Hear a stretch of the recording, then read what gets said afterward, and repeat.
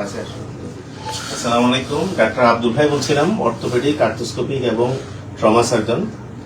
আমরা আছি বিভিন্ন অর্থোপেডিক প্রবলেমের সাথে আর্থ্রোস্কোপি এবং আর্থ্রোপ্লাস্টি নিয়ে। আমার দুই পেশেন্ট, সম্মানিত পেশেন্টের সাথে একটু কথা বলতে চাচ্ছিলাম। আমার দুইজন, উনি হচ্ছেন তুষার, মিস্টার তুষার। ওনার আমরা ডিসেম্বরের 14 তারিখ আর্থ্রোস্কোপিক সার্জারি করি। আপনার এটা কিভাবে হয়েছিল বলুন তো দেখি। ফার্স্ট অফ অল আমি মালয়েশিয়ায় নর্মালি প্রতিদিন ফুটবল খেলতাম। দেন একদিন আমি ফিল করছি আমি অ্যাক্সিডেন্টলি আমি পড়ে গেছিলাম। দেন ওখানে আমি শিখেছি আমার এসিএল সমস্যা। অ্যান্ড দেশে আসছি, দেশে আসে আমার বাই একটা ডক্টর, উনি আমাকে সাজেস্ট করছে স্যারের কাছে, আব্দুল ভাই স্যারের কাছে। তাদের স্যারের সাথে আলোচনা করে আমি অপারেশন করার জন্য ডিসিশন নিয়েছি। এখন আলহামদুলিল্লাহ আমি মোটামুটি সব ঠিকঠাক আছে। আমাদের অলরেডি 2 মাস হলো আর কি, 2 মাস সময় এখন ডিসেম্বরের 14 তারিখে 2-4 দিনের দিক হবে। এখন আপনি মোটামুটি কেমন মুভমেন্ট করতে পারতেছেন একটু দেখাবো। এটা মোটামুটি সব কিছু ঠিক আছে, পারতেছেন। নিচে বসার ক্ষেত্রে আমরা যদিও ওনাকে নিষেধ করছি, তারপরে কতদূর পারেন একটু দেখান। আমরা সাধারণত নিচে বসা স্কোয়াটিংটাকে খুব তাড়াতাড়ি অনেকে করতে চান, কিন্তু আমরা নিষেধ করি। সেই ক্ষেত্রে লিগামেন্টাস লেগজেটি হওয়ার চান্স থাকে। আর স্পেসিফিক হতো আমাদের যখন মেনিসকাস রিপেয়ার যাদের করি, তাদের ক্ষেত্রে হাঁটু ভাঁজ করে চাপ দিয়ে নিচে বসাতে আরো ডিলে হয়। এর মাঝে 1 মাস তো আমরা পায়ে ভর দেওয়াটাই নিষেধ করি। আর্লি হয়তো করা যায়, কিন্তু আমাদের সেফটি পারপাসে এটাই হচ্ছে বেস্ট ওয়ে। ঠিক আছে, এমনি আপনার দর্শকদের উদ্দেশ্যে কিছু বলা আছে কিনা? আমার সাজেস্ট হচ্ছে, অনেকে মনে করে আসলে এই সমস্ত সার্জারি বাংলাদেশে পসিবল না। অনেকে মনে করে অনেক টাকা করে স্ক্রিন দিয়ে যাবে, আসলে ওটা টোটালি রং। আপনারা স্যারের সাথে দেখা করেন, দেখেন আসলে বাংলাদেশে ওটা পসিবল। বাংলাদেশ মানে আমরা চট্টগ্রামেই করছি এবং অনেক আগ থেকেই করছি। ঠিক আছে, ধন্যবাদ। আর এদিকে আমাদের ভাই হচ্ছে রাজীব দাস। ওনার যেটা প্রবলেম ছিল, ওনার ছিল এসিএল টিয়ার ছিল, সাথে মেনিসকাস টিয়ার ছিল। ওনার অপারেশন হলো আজকে 10 দিন। আপনার একটা আঘাত কতদিন আগে পাইছিলেন? আমি আঘাত পেয়েছিলাম হচ্ছে ডিসেম্বরের 10 তারিখ রাতের বেলা। তাও ফুটবল খেলতে গিয়ে দৌড়ানোর সময় টান লেগেছিল পায়ে, এরপর পাটা ফুলে গিয়েছিল। আমি এক্সরে করলাম, ডাক্তার আমাকে 1 মাসের বেড রেস্ট দিয়েছিলেন। আমি একজন অর্থোপেডিক ডাক্তারের পরামর্শ নিয়েছিলাম। এরপর যখন ব্যথা কমছে না, 1 মাস হয়ে যাচ্ছে, তখন আমি কি এমআরআই করলাম।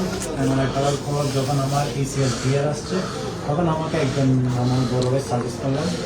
মানে ওনার ছিল যে ওনার আগে থেকে অর্থোপেডিক সার্জনের আন্ডারে থাকায় ওনাকে কনজারভেটিভ ট্রিটমেন্ট করার চেষ্টা করছিল।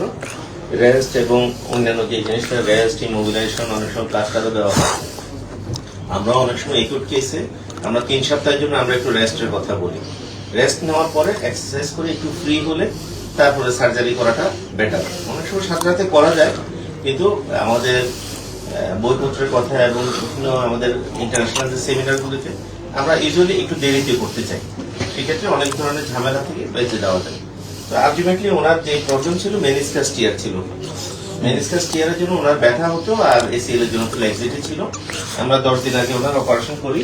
এমনি আপনি এখন অপারেশন করার পরে কেমন লাগছে? অপারেশন করার পর আমি তুই তো বাইরে তো বদ দিতে পারছি না, কিন্তু এটা ভর দেওয়া নিষেধ, হ্যাঁ ভর দেওয়া নিষেধ ছিল। একটু ব্যথাটা রাতের ব্যথাটা ফিল হয়। পাটা এখন আমি বাস করতে পারছি না। ভাঁজ করার যে বিষয়গুলি আছে, এটা আমরা সাধারণত ম্যাক্সিমাম রোগীদের ক্ষেত্রে আমরা নিজেরা এক্সারসাইজগুলি দেখাই দিই। তবে কিছু কিছু রোগীর ক্ষেত্রে দেখা যায় এক্সারসাইজ ওনারা মেনটেন করতে পারেন না, সেক্ষেত্রে ওনাদেরকে আমাদের ফিজিওথেরাপির হেল্প নিতে হয়। এবং ফিজিওথেরাপির গ্রাজুয়ালি হেল্প নিলে, স্পেশালি যারা স্পোর্টসের সাথে রিলেটেড, তাদের কিন্তু শুধু আমাদের দ্বারা যে এক্সারসাইজ এটাতে রিগেইন করাটা টাফ হয়ে যায়। তাদের জন্য ফিজিওথেরাপিস্টের আন্ডারে থেকে চিকিৎসা নেওয়াটা বেটার। তবে আমরা মেনিসকাস রিপেয়ার, এসিএল, পিসিএল সবকিছুই আমরা ঘরের কাছে থেকে চট্টগ্রামেই আপনাদেরকে সহযোগিতা করতে পারছি। আপনার কিছু বলা আছে কিনা? এক্ষেত্রে আমার যখন এসিএল টিয়ার সংবাদটা পেয়েছি, তখন অনেক আমার বন্ধু বান্ধব অনেকে সাজেস্ট করেছে, কেউ বলে এখানে না করে ইন্ডিয়াতে যাও, কেউ বলে ঢাকাতে যাও। আমি পড়ে গেছি একটা ডিসিশন নেওয়ার ক্ষেত্রে, আমি একটা এর মধ্যে প্রবলেমে পড়ে গেছি কি করব। এই মুহূর্তে জবের একটা বিশেষত পরিস্থিতি, তখন আমি চট্টগ্রাম খবর নিলাম কয়েকজন আমার বড় ভাইদের কাছে, তখন স্যারের পরামর্শ পেলাম। দুইটা স্যারের মধ্যে স্যারের মুখে সাজেস্ট করেছিল, আমি আমাদের আব্দুল ভাই স্যারের তত্ত্বাবধানে অপারেশনটা করেছিল। তো নয় ফেব্রুয়ারি। ঠিক আছে ভাই, ধন্যবাদ।